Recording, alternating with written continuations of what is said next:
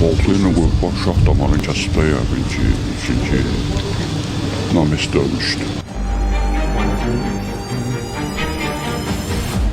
Biləcəri qəsəbəsi 50-57 ünvanındayıq. 69 yaşlı Yaşar Bədəlov yaşadığı mənzildə ailə münaqişəsi zəminində həyat yoldaşı özündən 10 yaş balaca Nərminə Bədəlovanı balta ilə qətlə yetirib.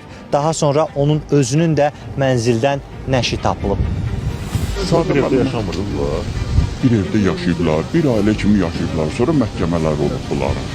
Məhkəmə bunlara ayrıb. Boşanıblar. Ki evdən çıxıb gedir. 6 ay yaşamırdı bu. Sonra yaşayış alından sonra yaşayıb burada. Sakit yaşayıblar. Yenə bir yerdə? Hə, kişi ayrı otaqda, arvad ayrı otaqda. Sonra indi aralarında gəlib konflikt yaranıb. Nə yaranıb? Vurub balta ilə. 17 dəqiqə fərq edir. Uşaqlar gəlib çatana, eləyənə, qapını kəsənə zaten yenə saat 2 oldu. 3-4 il olar bura köçdü. Məhləbacıya da çıxırdı, cəmaat arasında sakit bir adam kimi görükürdü. Belə tanıyırdım. Hərdən bir düşürdü, biləcərini 20 yarmar bağında gəzirdi də, yəni idman tipli də, fiziki şeydə. Orada da damını oynayırdı, gəlirdi. Axır günlərdən 1-2 ay bundan əvvəl evdə burada məhləbacıda görükmürdü. Yəni maşını görmürdük də.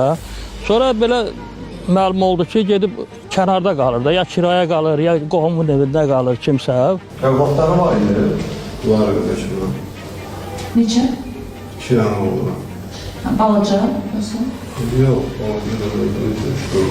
30 yaşlı. Hə, yəni. Faktla bağlı Binəqədi rayon prokurorluğunda cinayət məcəlləsinin müvafiq maddəsi ilə cinayət işi başladılıb, araşdırma aparılır.